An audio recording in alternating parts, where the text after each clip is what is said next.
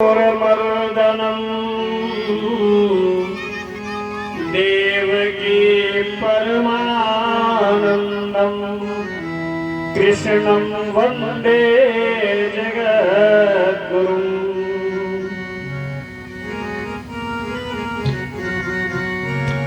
सच्चिदानंद रूपाय विश्वोत्पत्त्यादि Hathaway तापत्रय विनाशाय श्री कृष्णाय वयं नमः। लोका अभिरामं रणरंगधीरं राजीवनेत्रं रघुवंशनाथं कारुण्यरूपं करुणाकरं तं श्रीरामचन्द्रं शरणं प्रपद्ये। गंगातरंगरमणीयजटाकलापं गौरी निरंतर विभूषित वामभागं नारायण प्रियमनंगमदापहारं वाराणसीं पुरपतिं भज विश्वनाथ।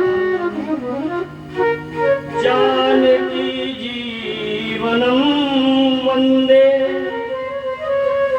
मांडवी प्राणवल्लभम् उर्मिलारमणं वन्दे कीर्तिकान्तं नमाम्यहम्। श्रीराधारमण बाधाहरण मंगलकरण श्रीश्याम कृपा करो मम ह्ये वशो प्यारे श्यामा श्याम। मैं तो ब्रजलतन तरु बैठ कर पल भर करूं विश्राम। ब्रजरज मुख में डाल के सब बोलो राधे श्याम, सब बोलो राधे श्याम।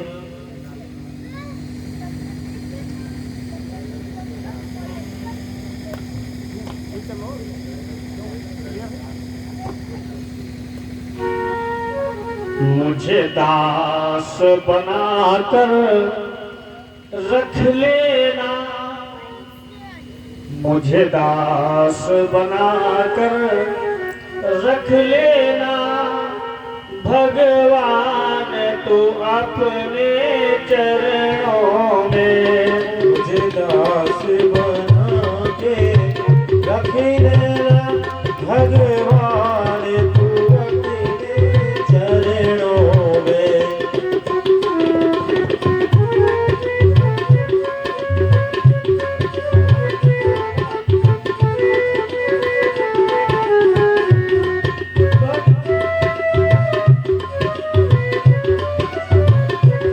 भगवान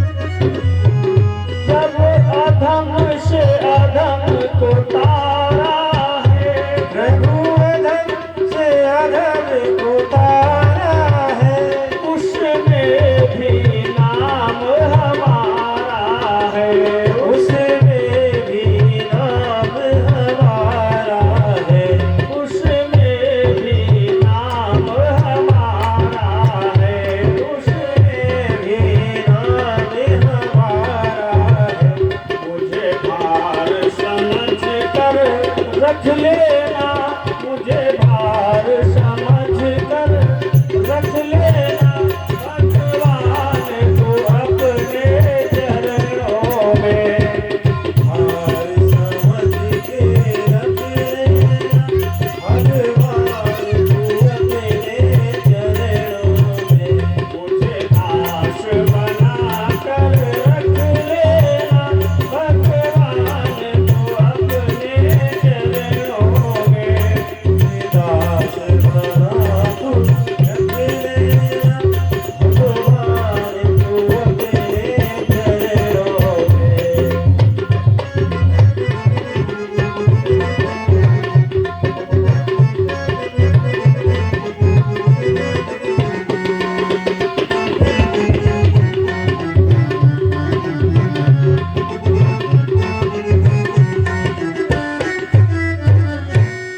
बोले वृंदावन बिहारी लाल की जय हो।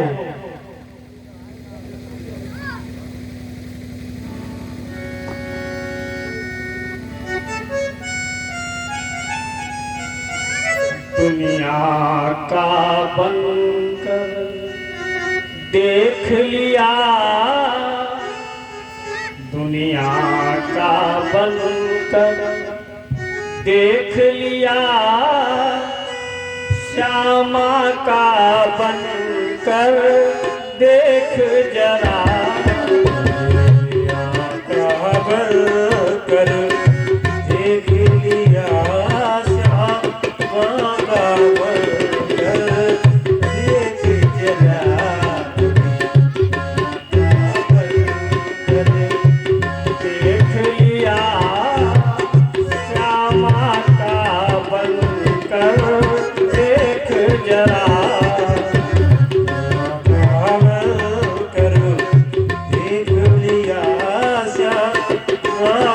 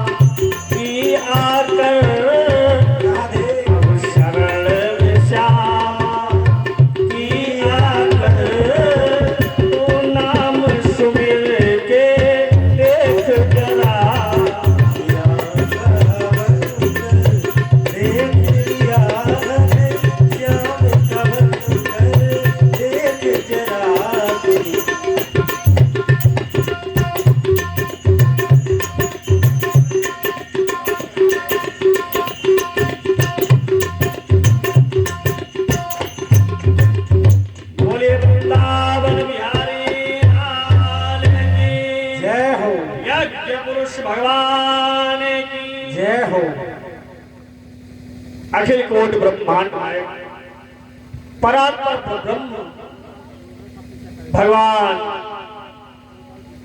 आशुतोष अवतरदानी भोलेनाथ के चरणों में सत्संग नमन करते हुए, वंदन करते हुए अवध नरेंद्र नंदन दशरथ नंदन कौशलेंद्र भगवान श्री राम के चरणों में तथा उनकी आह्लादनीय शक्ति अम्बा पराम्बा जगदम्बा जगत जननी विदेह जा जनकार जा जनक राज किशोरी मैथिली श्री राम प्राण वल्लभा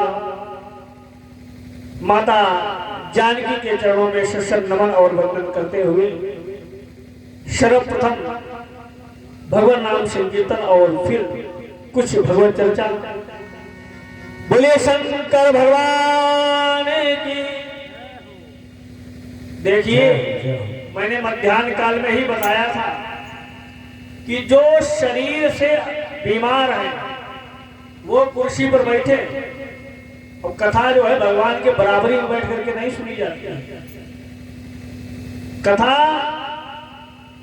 वक्ता जो होता है उसके लिए उस उच्च आसन की व्यवस्था की जाती है, श्रोता के लिए नहीं। इसलिए कथा बैठ करके सुननी चाहिए। ये कोई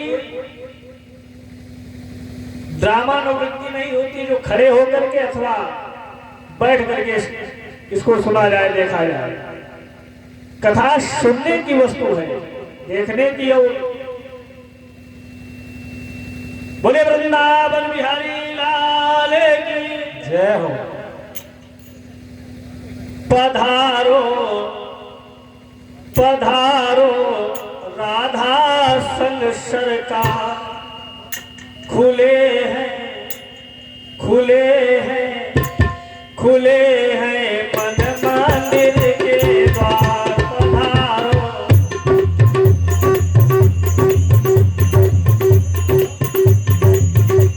खुले हैं मन मंदिर के द्वार। पधारो पधारो पधारो राधा संग सरकार। पधारो राधा संग सरकार।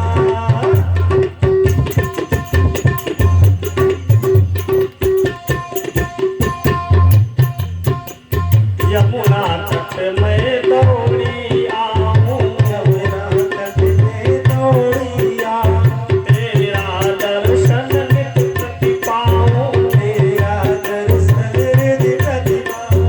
यमुना तट में दौड़ी आऊं, यमुना तट में दौड़ी आऊं, तेरा दर्शन नित प्रति पाऊं। तेरा दर्शन हृदय प्रति पाऊं। कर दर्शन में तेरा प्यारे, कर दर्शन में तेरा प्यारे, कर दर्शन में तेरा प्यारे। मुनि मुनि होत निहार, खुले हैं खुले हैं खुले हैं मन मंदिर के द्वार। पधारो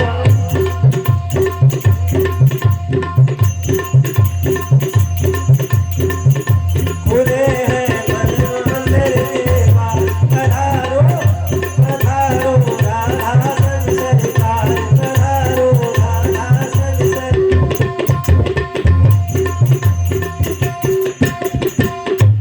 कब से बात में जोई रही हूँ, से बात में जोड़ रहे हो, तुम संग नेह लगाए रही हूँ। तुम सबने लगाए रही हो। कब से बात में जोई रही हूँ, में जोड़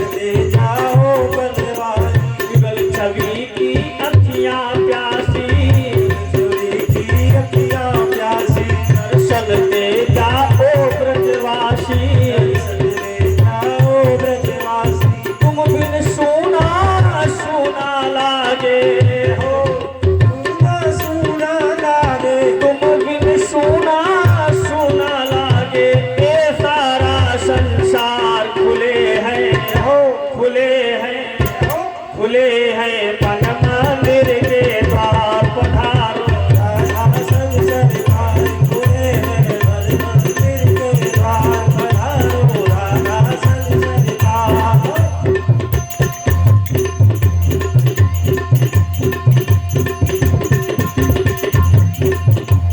बर मंदिर के द्वार पधारो। राधा संग सरकार पधारो। राधा संग सरकार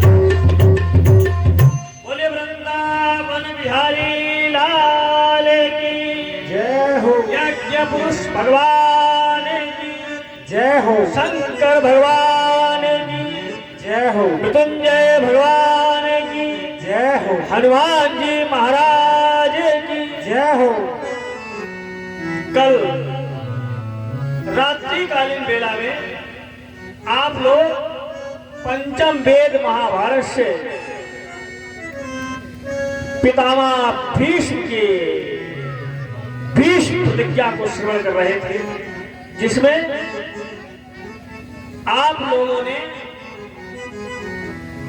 कथा को श्रवण किया था कि पितामह भीष्म के शिविर में भगवान द्रौपदी को लेकर के पहुंचे और पितामह भीष्म ने जो प्रण किया था कि कल प्रातः काल में एक पांडव को मार दूंगा, उस प्रण को तोड़वा दिया। पितामह भीष्म ने भगवान कृष्ण से कहा, प्रभु मैंने अपने जीवन में जो भी प्रतिज्ञा की उसे आज तक पूर्ण ही किया, लेकिन आज आपके कारण मेरी प्रतिज्ञा जो है वो टूट गई। पहली बार मैंने कोई कसम खाई और वो आपके कारण टूट गई। आप द्रौपदी को लेकर के ना आते और ना ही मेरी प्रतिज्ञा टूटती। भगवान ने कहा कि भक्तों की रक्षा करने के लिए, देखिए मानस में भगवान को कहा गया, जिन बालक राखई भातारी करऊं सदा तिनकर रखवार। जैसे एक माँ अपने बालक की रक्षा करती है। देखिए माँ जो है, पिताजी और माताजी में कितना अंतर होता है। बच्चा अगर पड़े पड़े चारपाई पर अथवा रो रहा है तो पिताजी ये कहेंगे इसको चुप कराओ, चुप नहीं कराए, और माँ उसको तुरंत जो है अपने आंचल में लेकर के चुप कराती। इसलिए भगवान को पिता का नहीं माता का दर्जा दिया गया। पितामह भीष्म ने कहा, प्रभु कोई बात नहीं, मेरा एक प्रण टूट गया, इसलिए मैं आज फिर से दूसरा प्रण करता हूँ, दूसरी प्रतिज्ञा लेता हूँ। बोले आपने गांगेय पुत्र पितामह भीष्म ने कहा कि प्रभु आपने ये प्रण लिया है कि मैं महाभारत के युद्ध में कोई भी अस्त्र शस्त्र नहीं उठाऊंगा। पकड़ो मैं थोड़ी देर बैठा जा। बोले वृंदावन बिहारी लाल की जय हो कोई भी अस्त्र शस्त्र नहीं उठाऊंगा, ये प्रतिज्ञा भगवान से कहा कि तुमने की है। पितामह भीष्म ने कहा मैं इस प्रतिज्ञा को तोड़ दूंगा। पितामह भीष्म ने कहा, प्रभु कि सौगंध मुझे गंगा माँ की, बोले मैं गंगा पुत्र भीष्म हूँ और मैं अपनी माता के चरणों की कसम खाता हूँ।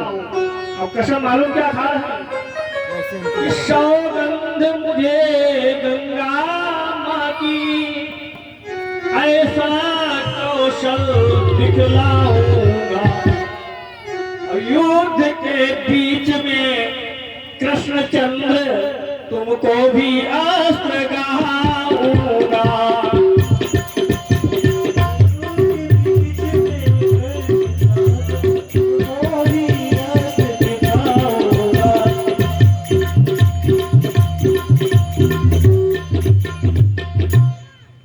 पितामह भीष्म ने कहा कि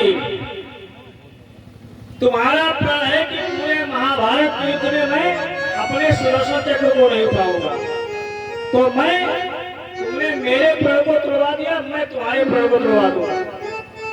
भगवान ने कहा देखो मेरे भक्तों की रक्षा हो जाए, पूरा एक नहीं हजारों टूट जाए, मुझे कोई फर्क ही नहीं पड़ता। पितामह भीष्म ने द्रौपदी से कहा पुत्री तुम्हें चिंता करने की क्या जरूरत है, जब तुम्हारी रक्षा करने के लिए स्वयं भगवान ही साथ में है तो तुम्हारे पतियों का कोई बाल भी बांका नहीं कर सकता। जाओ, ये मेरा आशीर्वाद है कि तुम्हारे और तुम्हारे पतियों की रक्षा ऐसे ही होती रहेगी और युद्ध में तुम्हें सफलता यह क्या होता है कि पितामह भीष्म जो है दूसरे दिन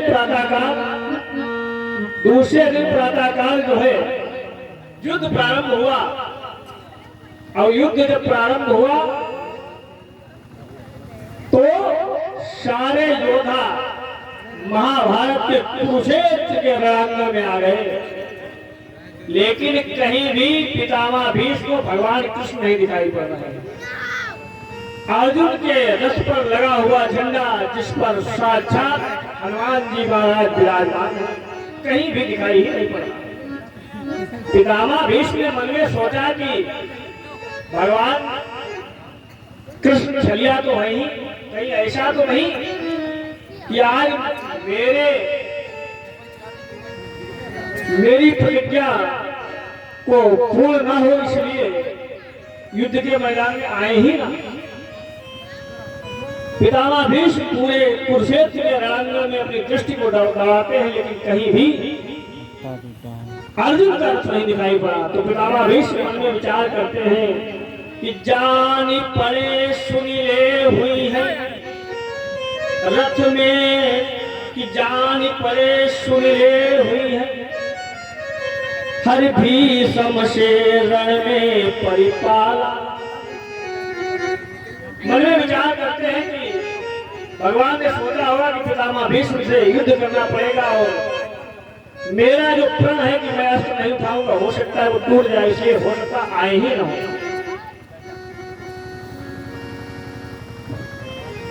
तो पितामह भीष्म कहते हैं कि जानी पड़े सुन ले हुई है परियई रण में भीष्म से परिपाला, और ठान हमारी सुनी डरी गए लागत बादाल में कछुकाला, कि गांडीव की टंकार न हो ध्वजा पिन हनुमान दिखाला, प्रायः वीर सबई अइले पर आइल नाही पीतांबर वाला। पितामह भीष्म ने कहा कि दुनिया में सब मुझे दिख रहे हैं, इस युद्ध के मैदान में आखिर भगवान कृष्ण क्यों नहीं दिख रहे हैं, क्या आज आए ही नहीं। भारत बधे महाभारत में बनी सारथी आई रहे यदुराई।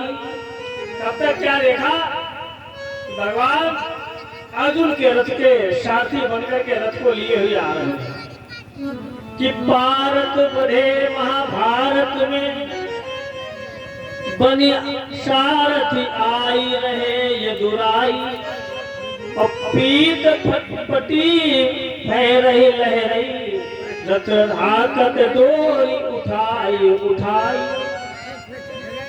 भारत से बात करई मुस्काई के माधव कि लखी सुंदरताई, और सोचे लगे मन ही मन भीषण बाण चलाई के ध्यान लगाई। देखिए भगवान की मधुर मुस्कान ऐसी है कि जिस पर एक बार वृंदावन में कुछ अयोध्या के संत एकत्रित हुए, वृंदावन के संत तो वहां थे ही, तो आपस में ये वार्तालाप होने लगा कि सबसे ज्यादा सुंदर किसके भगवान। तो अयोध्या वालों ने, वृंदावन वालों ने कहा कि मेरे भगवान भगवान कृष्ण से ज्यादा सुंदर इस दुनिया में कोई है ही नहीं, तीनों लोगों में। बोले वो कैसे? वृंदावन के संतों ने कहा कि मेरे भगवान कृष्ण को देख करके गोपियां मोहित हो गई, ग्वाल वाले मोहित हो गए। जो भी उन्हें देखता है, जहां काम न बनता था, तीर और कमानों से विजय नटवर की होती थी, मुरली की तानों से। जय हो। कहा उनको देख करके सारी दुनिया मोहित हो जाती है। अब नंबर आया अयोध्या के संतों का, उनका भी वही वर्णन करना था कि सबसे ज्यादा सुंदर कौन है। तो वृंदावन के संतों ने कहा कि जब हमारे भगवान से बढ़कर के दुनिया में कोई सुंदर है ही नहीं, तो ये तारीफ राम जी की करेंगे क्या? लेकिन अयोध्या के संतों ने कहा कि मेरे भगवान से ज्यादा दुनिया में कोई सुंदर नहीं। बोले क्यों? क्या प्रमाण है? बोले प्रमाण, अरे किसी भी सुंदर पुरुष को देख करके कोई स्त्री मोहित हो जाए तो कोई बड़ी बात नहीं है, लेकिन एक पुरुष को देख करके पुरुष मोहित हो जाए ये बड़ी बात है। जय हो। बोले कैसे?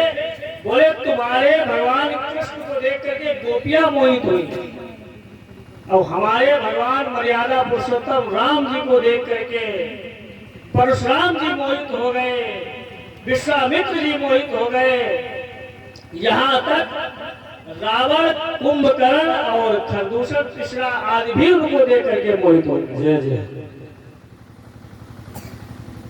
बैरियू राम बड़ाई करे, कहा मेरे भगवान की तो उनके दुश्मन भी तारीफ करते हैं। ये भगवान की मधुर मुस्कान की कृपा करुणा ऐसी कि जिसे भी देख लेते हैं वह अपने आप मोहित हो जाता है। एक बार की बात थी कि मीरा जी के, देखिए मीरा जी का नाम तो सभी ने सुना ही है और उनके विषय में जानते भी हैं। मीरा जी के एक चचेरे भाई थे, जावल नाम था उनका।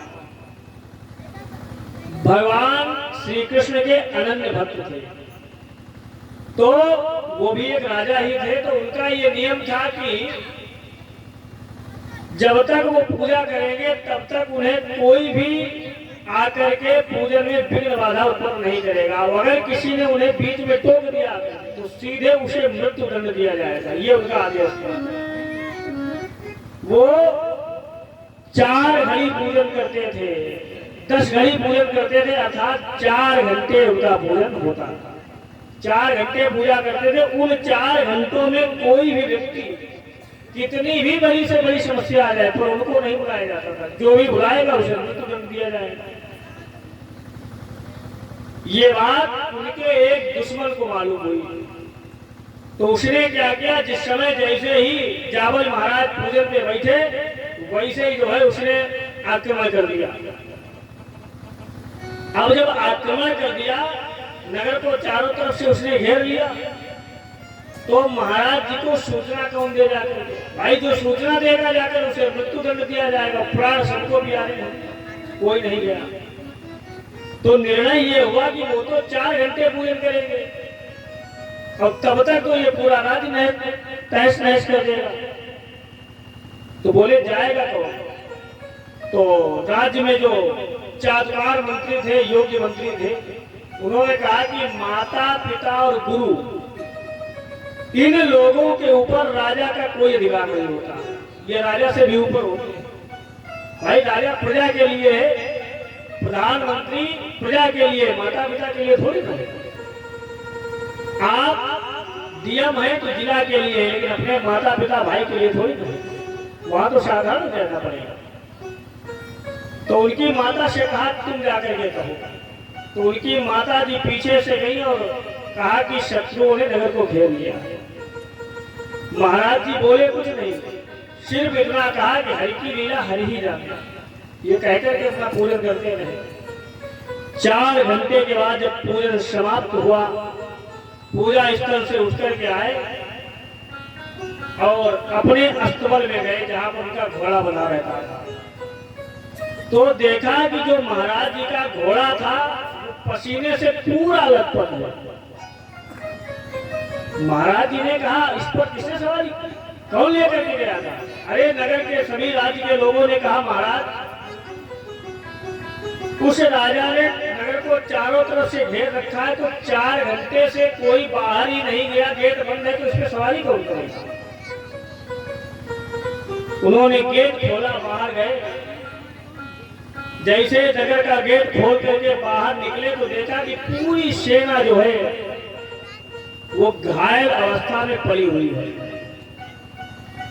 ये देख करके बड़ा ही अचरज करने लगे। जिस राजा ने आक्रमण किया था उसके पास में जावल महाराज जी ने जाकर के पूछा, कहा आपकी ये दशा किसने की? अरे उसने हाथ जोड़े, कहा महाराज मैंने आक्रमण करना चाहा तो तुम्हारी सेना से कोई एक बहुत ही सुंदर और सांवले रंग का बालक छोटा सा आया घोड़े पर बैठ करके, और उसने ही ये मेरी दशा की है। लेकिन उस राजा ने कहा मैं उसके बाणों से घायल नहीं हुआ। बोले क्या? बोले मैं घायल हुआ उसकी मधुर मुस्कान से। उसने बाणों को चलाते हुए जैसी मुस्कान से बाण चलाए उसको देख करके हम लोग मंत्रमुग्ध हो गए।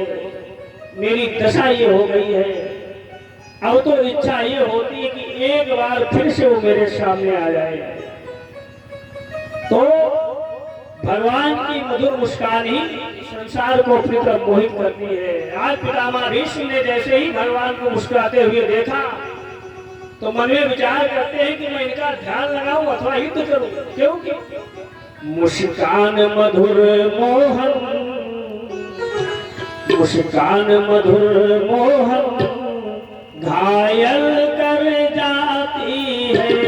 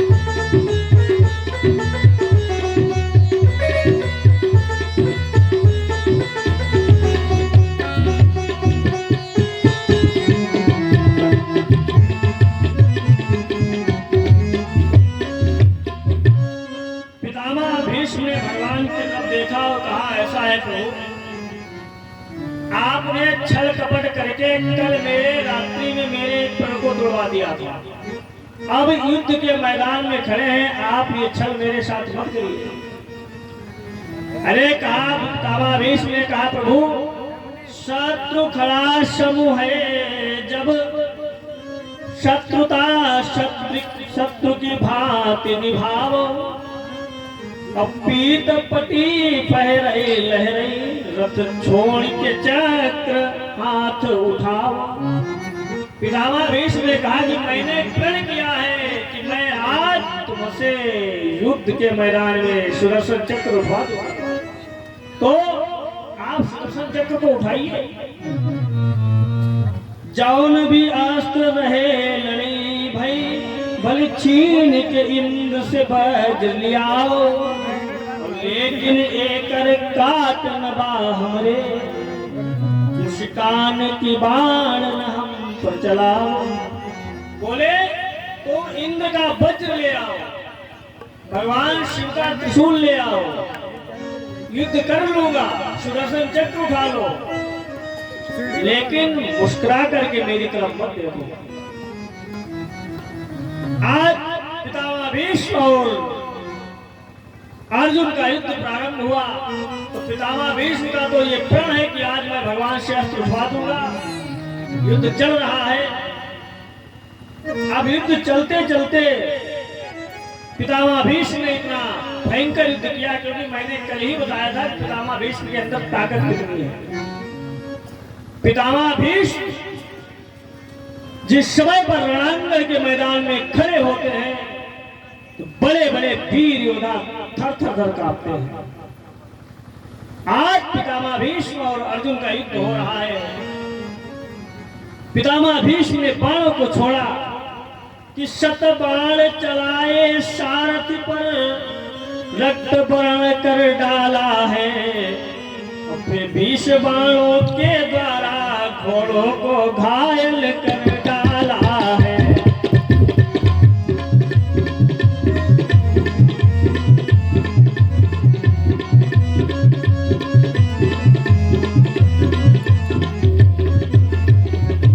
अर्जुन ने क्या किया, 100 बाण छोड़ दिए। पूरा शरीर जो है पितामह भीष्म के रथ चलाने वाले सारथी का शरीर रक्त रंजित हो गया। जैसे ही पितामह भीष्म ने देखा कि मेरे सारथी का और घोड़ों की ये दशा अर्जुन ने की, क्रोध में आ गए और क्रोध में आकर के पितामह भीष्म ने 1000 बाण अर्जुन के ऊपर छोड़ दिए। पितामह भीष्म ने अर्जुन को पसीना पोंछने का भी टाइम नहीं दिया। एक क्षण के लिए जैसे ही अर्जुन ने पसीना पोंछना चाहा, इतने में हजारों बाण चले आ रहे हैं। भगवान ने सोचा कि अगर कहीं ये बाण चले आए तो अर्जुन को कोई नहीं बचा पाएगा, क्योंकि पितामह भीष्म के बाण हैं। भीष्म के बाणों के आगे सारी दुनिया थर्राती है। भगवान उठकर के खड़े हो गए। क्या हुआ कि होकर क्रोधित गंगा सुत ने हनुमत पर बाण प्रहारे हैं।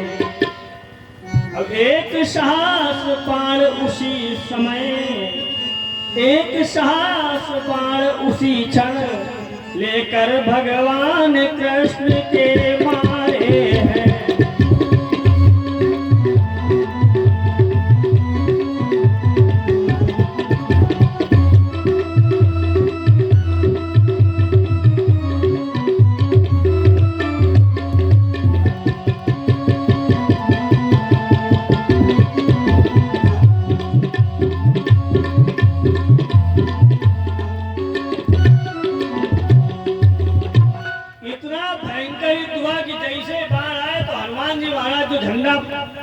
लगा हुआ था उस पर बैठे हुए थे, हनुमान जी के बाण लगे और घोड़ों के साथ साथ भगवान कृष्ण के हजारों बाण आकर के लगे। पितामह भीष्म ने इतने भयंकर बाण छोड़े कि अर्जुन के जो रथ में घोड़े मचे हुए थे वो इतना ज्यादा घायल हो गए कि पग नहीं उठाते हैं घोड़े। ये दशा हो गई कि पग नहीं उठाते हैं घोड़े, जिनकी चलने की ताब नहीं।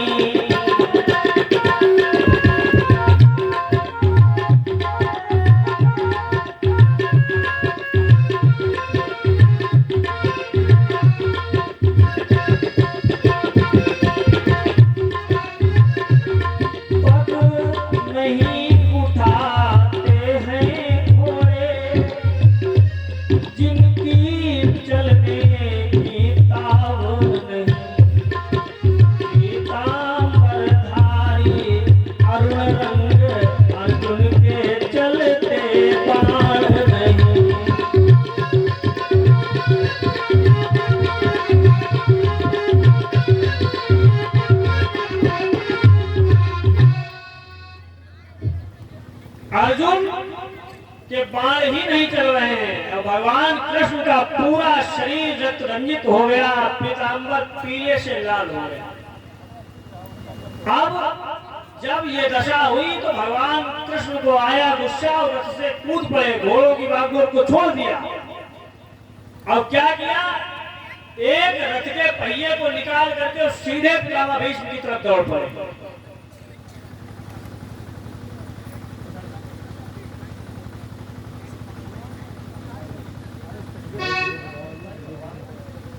बोले वृंदावन बिहारी लाल की जय हो।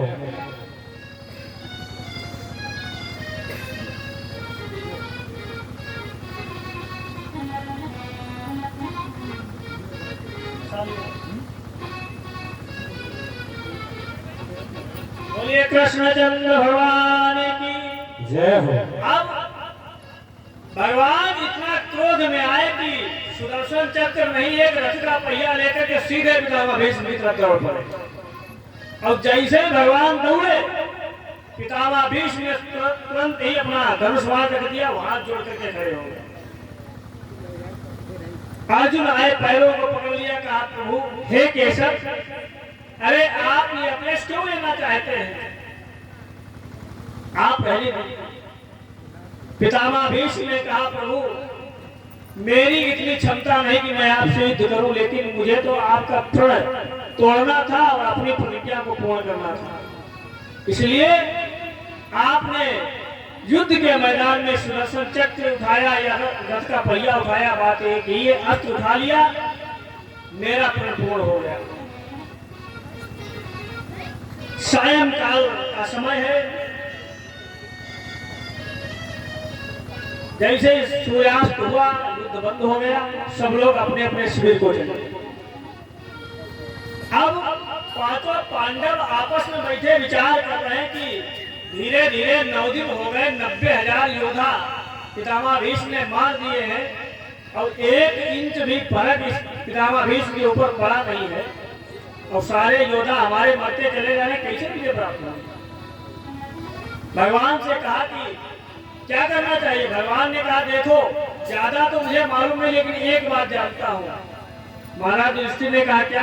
भगवान ने कहा सुनिए कि जब तक ये बुढ़ा जीवित है, पितामह भीष्म के लिए कहा भगवान ने, कहा जब तक ये बुढ़ा जीवित है एक दिन बवाल बन जाएगा और एक दिवस देखना धर्मराज विषम काल बन जाएगा।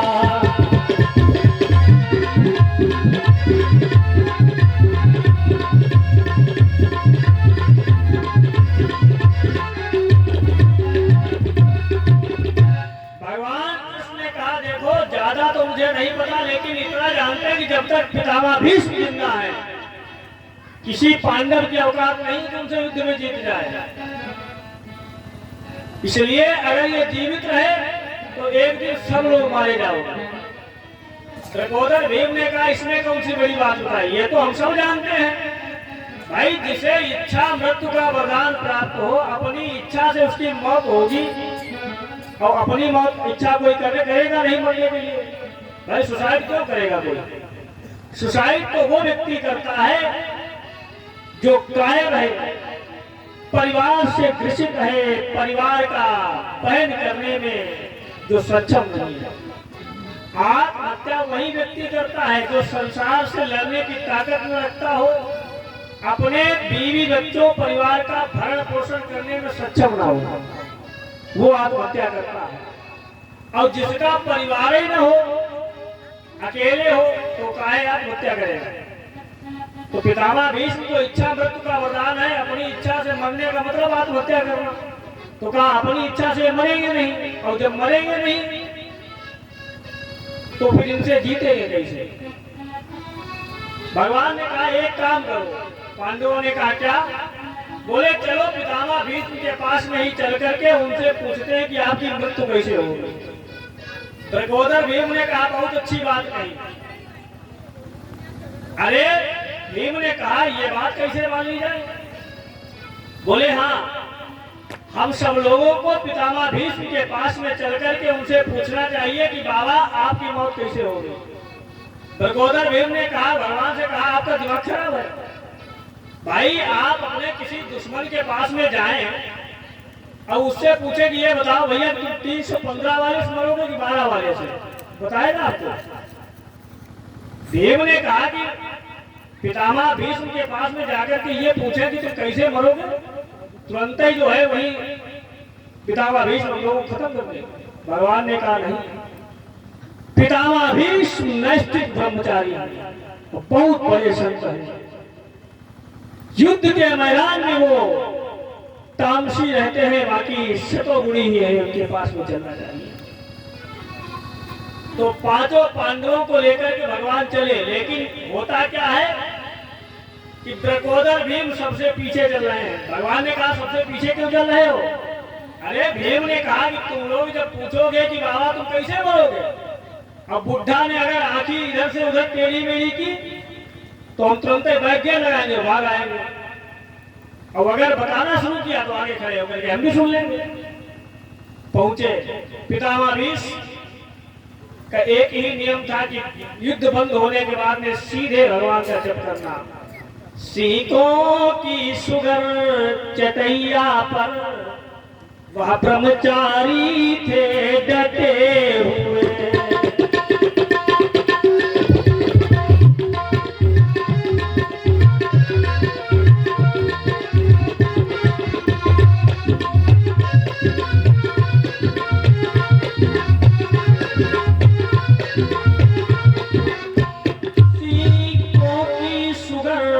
चटैया पर वो ब्रह्मचारी थे डटे हुए। और करते क्या है, भगवान कृष्ण का जप कर रहे हैं, माला को जप रहे हैं। पहुंचे पांचों पांडव, प्रणाम किया, बातचीत होती रही। महाराज युधिष्ठिर ने हाथ जोड़े, कहा बाबा हम आपके पास में ये पूछने के लिए आए हैं कि आखिर इस युद्ध में मुझे विजय कैसे प्राप्त होगी और आपकी मृत्यु कैसे होगी, आप कैसे मरेंगे। पितामह भीष्म इस बात को सुनकर के मुस्कुराने लगे और कहा, युधिष्ठिर जिस युद्ध के मैदान में नपुंसक लोग युद्ध कर रहे हो, उस मैदान में विजय तो तुमको अवश्य ही प्राप्त होगी। जब तुम्हारी तरफ से नपुंसक लोग युद्ध कर रहे हैं तो विजय तो तुमको मिलनी ही है। आगे कुछ नहीं बताया। भगवान ने कहा चलो, तो भगवान ने कहा चलो, तो पांचों पांडवों ने कहा बात तो ठीक आपकी है, लेकिन जिस काम के लिए आए थे वो काम तो हुआ ही नहीं। बोले क्या? बोले बाबा ने ये तो बताया ही नहीं कि मरेंगे कैसे। भगवान ने कहा उन्होंने बता दिया। पांचों पांडव अपने शिविर में आए, भगवान से कहा क्या बताया। भगवान ने कहा कि पितामह भीष्म ने कहा है कि जिस युद्ध के रणांगण में, मैदान में नपुंसक लोग युद्ध कर रहे हो उसमें विजय तो मिलनी है। इसका मतलब पितामह भीष्म ने द्रुपद के पुत्र शिखंडी की तरफ इशारा किया, क्योंकि शिखंडी जो है वो ना ही नर है और ना ही नारी है। उसका जन्म हुआ था एक कन्या के रूप में और बाद में वो बन गया पुरुष, तो दोनों के बीच में नहीं रह गया। इसलिए भगवान ने कहा कि पितामह भीष्म से विजय प्राप्त करना है तो कल के युद्ध के मैदान में तुम अपने रथ के ऊपर, पितामह भीष्म ने कहा शिखंडी को खड़ा करो। अब जो है अर्जुन का भाई सगा साला शिखंडी है। अर्जुन ने कहा शिखंडी से, कहा सुनो, कल तुम्हें हमारे साथ में हमारे रथ पर खड़े होकर के पितामह भीष्म से युद्ध करना। शिखंडी ने अर्जुन की तरफ देखा, कहा तुम्हारा दिमाग खराब है क्या? अरे जिस वीर योद्धा के सामने बड़े बड़े देवता जाने से कांपते हो, उनके सामने हम युद्ध करेंगे? एक सेकंड नहीं लगेगा, मर जाएंगे, हम नहीं लड़ेंगे। अर्जुन ने कहा क्या कहा? तुम नहीं लड़ोगे? अर्जुन ने कहा अगर तुम मेरी तरफ से पितामह भीष्म से युद्ध नहीं करोगे तो मैं तुम्हारा खुद वध कर दूंगा। अब शिखंडी बेचारा इतनी आफत में कि जाएंगे तो बाबा भीष्म पितामह मार डालेंगे और नहीं जाएंगे तो अर्जुन मार डालेंगे। तो बेचारा मन में सोच रहा क्या अजब मुसीबत आई है।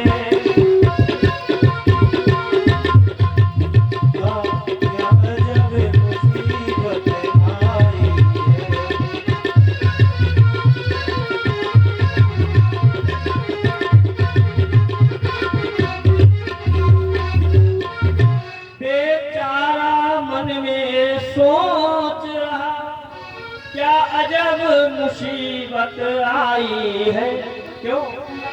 इस ओर गिरूं तो कुआं पड़े, इस ओर की रूह तो खाई है।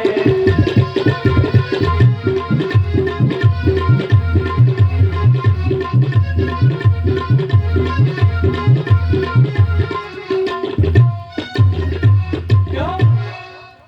अगर जाता युद्ध करने के लिए तो पितामह भीष्म मार डालेंगे, और नहीं जा रहा है तो अर्जुन मार डालेंगे। भगवान ने समझाया, कहा पितामह भीष्म तुमको मारेंगे नहीं, तुमको सिर्फ खड़े रहना है। युद्ध तो भगवान ने कहा अर्जुन ही करेंगे। सुबह प्रातः काल हुआ, युद्ध प्रारंभ हुआ। अर्जुन के रथ पर भगवान कृष्ण साथी बनकर के बैठे हुए हैं, और अर्जुन के ठीक आगे शिखंडी धनुष बाण लेकर के खड़ा हुआ। युद्ध होता रहा। अब कितना भयंकर युद्ध हुआ कि इतना युद्ध भयानक भयो, दिन मा पारा सोच पी गयो।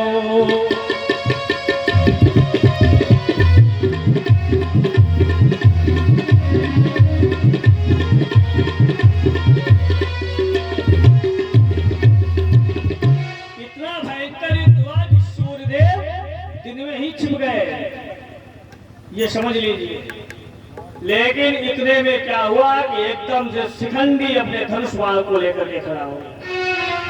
अब पितामह भीष्म ने जैसे ही शिखंडी को देखा तो नजर शिखंडी पर पड़ी, हंसे भीष्म बलवान, युद्ध शिखंडी से करे नहीं भीष्म की शान। पितामह भीष्म ने कहा, मैं एक क्षत्रिय योद्धा हूं और मैं शिखंडियों से युद्ध करूं? बिल्कुल नहीं। धनुष बाण रख दिया और धनुष बाण रखते हुए पितामह भीष्म ने कहा, बदला पूर्व जन्म का लेने पहुंचा आए। जैसे ही कहा कि बदला पूर्व जन्म का लेने पहुंचा आए, भगवान कृष्ण ने कहा क्या मतलब? भगवान ने कहा, पितामह भीष्म ने कहा, ये बताओ पिछले जन्म में तुमने इसकी कौन सी खेती जोत ली थी जो बदला लेने आया? ये क्या माजरा है? पितामह भीष्म ने कहा, बात ठीक उस समय की है जिस समय पर मेरी माता सत्यवती के द्वारा, क्योंकि शांतनु जी का दूसरा विवाह हुआ था सत्यवती के साथ, जिसकी कथा कल हमने आपको बताई थी। पितामह भीष्म की सौतेली माता है, पितामह भीष्म को गंगा पुत्र है। कहा मेरे पिता शांतनु का स्वर्गवास हुआ और उनके दो पुत्र हुए थे जिनका नाम चित्रांगद और विचित्रवीर्य है। मैंने तो ये कसम खाई थी मैं कभी भी राजा नहीं बनूंगा, तो वो दोनों जो है राज्य को कर रहे हैं। एक दिन मेरी माता ने कहा कि तुम्हारे दोनों भाई बड़े हो गए हैं और तुमने कसम खाई है कि जीवन में न विवाह करोगे न राज्य को ग्रहण करोगे। अब इनका भी विवाह नहीं होगा तो कैसे कर लेगा? इसलिए इनका विवाह करना है, आप इनके विवाह की व्यवस्था कीजिए। पितामह भीष्म ने तुरंत ही अपने मंत्रियों से कहा, बताओ इस दुनिया में इस समय पर मेरे भाइयों के योग्य किसकी कन्या है? मंत्रियों ने कहा, महाराज इस समय पर काशी नरेश की पुत्रियां विवाह के योग्य है, और सबसे बड़ी बात यह है कि वहां स्वयंवर की व्यवस्था चल रही है, तो आप काशी नरेश की पुत्रियों से अपने भाइयों का विवाह करवा दीजिए। भगवान पितामह भीष्म की ये बात समझ में आई, तुरंत ही अपना रथ तैयार किया और धनुष बाण को लिया और हस्तिनापुर से सीधे जो है दिल्ली से काशी पहुंच गए, बनारस पहुंच गए। अब काशी नरेश के यहाँ जब पहुंचे तो वहां तो स्वयंवर चल रहा था। देखिए स्वयंवर 3 प्रकार का होता है, शुल्क स्वयंवर, प्रण स्वयंवर और इच्छा स्वयंवर।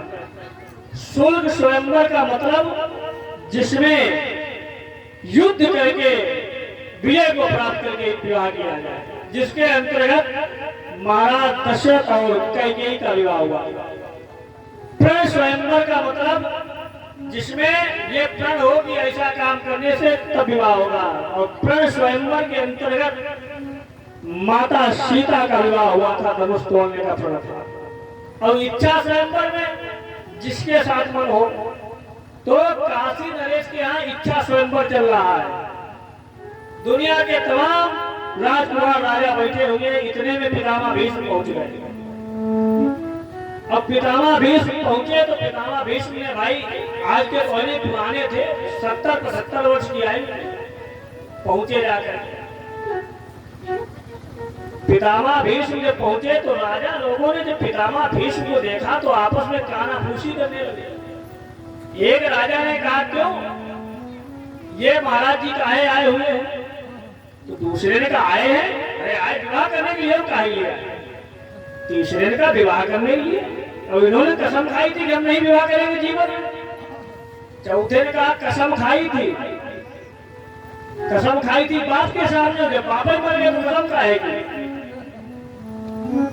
राजा लोग आपस में विचार कर रहे हैं, तो पांचवें मालूम क्या था, विवाह करना था तो अभी तक कहाँ रहे, अब बुढ़ापे में आए कि बूढ़ा होने को आया है,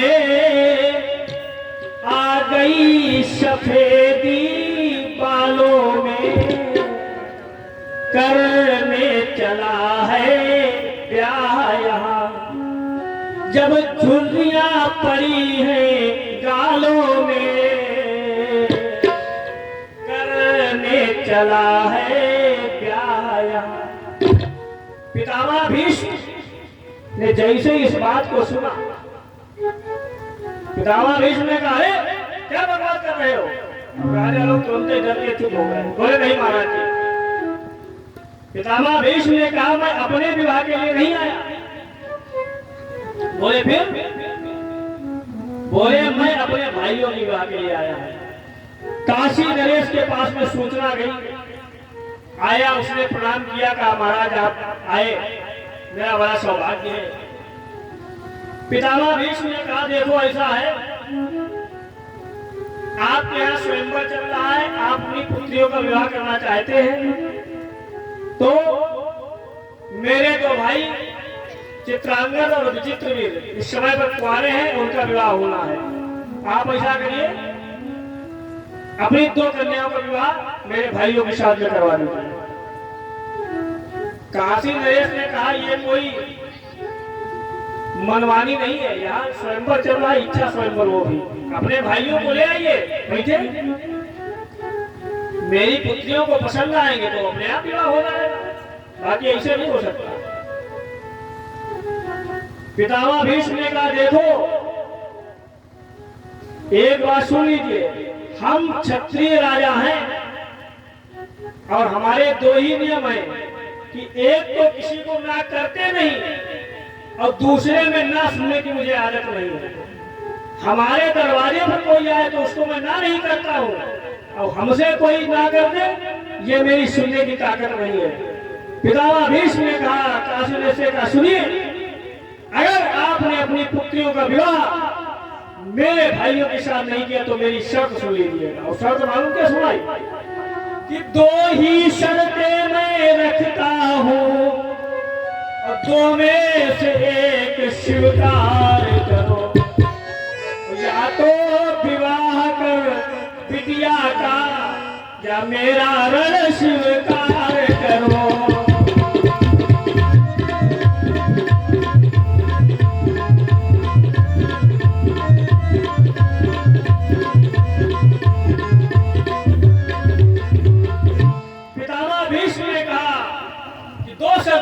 एक तो या तो खुशी खुशी विवाह कर लो, नहीं तो युद्ध करो।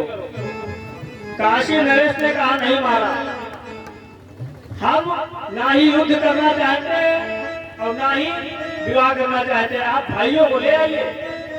यहाँ पर भाई ट्रैक्टर चल रहा है, जो पास होगा वो ले जाएगा।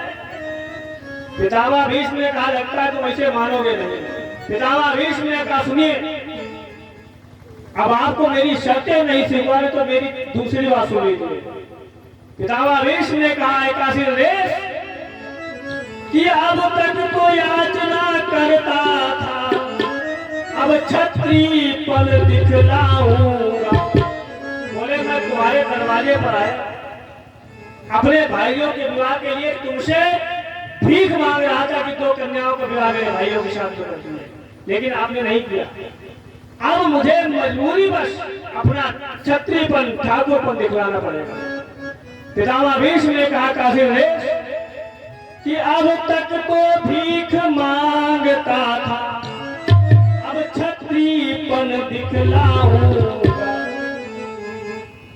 और दूसरी बात पितामह भीष्म ने कहा मैं तुम्हारी 2 कन्याएं लेने आया था 2 भाइयों के लिए, लेकिन अब ऐसा नहीं है कि अब तक तो भीख मांगता था, अब क्षत्रियपन दिखलाऊंगा। अब तक याचना एक की ही थी, अब तीनों को ले जाऊंगा।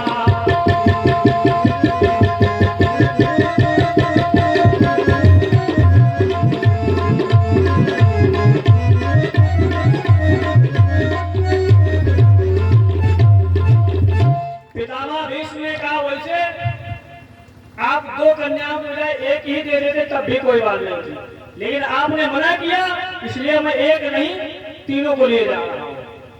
और अपने धनुष बाण की नोक पर काशी नरेश की 3 कन्याओं अंबा, अंबिके, अंबालिका, 3 कन्याओं को उठा लिया और 10वें डाला लेकर के चल पड़े। लेकिन इसमें एक और विचित्र बात, उसी राज्य का एक राजा था जिसका नाम था साल। काशी नरेश के राज्य का एक और छोटा सा राजा था जिसका नाम था साल। अब काशी नरेश की जो दूसरी कन्या थी अंबा, वो उससे प्रेम करता था। तो काशी नरेश की पुत्री अंबा से साल प्रेम करता था। काशी नरेश की पुत्री अंबा ने साल से कहा था कि आप आकर के स्वयंवर में बैठ जाना, प्रेम तो हम लोग पहले से करते हैं, जयमाला आपके गले में डाल देंगे, कोर्ट मैरिज हो जाएगी, कोई टेंशन नहीं। तो वो तो इस विचार में बैठा था कि अब तो हमारा विवाह तो होना ही है। तो जब तक पितामह भीष्म 1-2 की बात करते रहे तब तक वो शांत रहा। और जैसे तीनों को उठाया, साल ने कहा अरे ये तो हमारी वाली भी लिए जा रहा है, तुरंत धनुष बाण लेकर के पीछे दौड़ पड़ा। अब पितामह भीष्म और काशी नरेश का आपस में बड़ा युद्ध हुआ। पितामह भीष्म ने पितामह भीष्म ने साल का क्या किया, उसको परास्त करके उसका सर मुड़वा करके चौराहा बना करके वादी मूछ खुदवा करके छोड़ दिया। भाई पितामह भीष्म से जीतने वाला तो था नहीं। और पितामह भीष्म की 3 कन्याओं को लेकर के और सीधे पितामह भीष्म हस्तिनापुर में आ गए। बोले वृंदावन बिहारी लाल की जय, भगवान की जय, व्यास जी महाराज की जय हो, शंकर भगवान की जय हो। अब हमारे परम आदरणीय प्रातः स्मरणीय वंदनीय श्री गुरुदेव भगवान का आगमन हो चुका है। अपनी वाणी को विराम देंगे। कल सायंकालीन की वेला में आप लोग इस कथा को आगे से श्रवण करेंगे। तब तक गुरुदेव भगवान के मुखारविंद से भगवान की अमृतमयी दिव्यमयी भगवान शिव की कथा को आप लोग श्रवण करें। बोलिए शंकर भगवान की जय हो।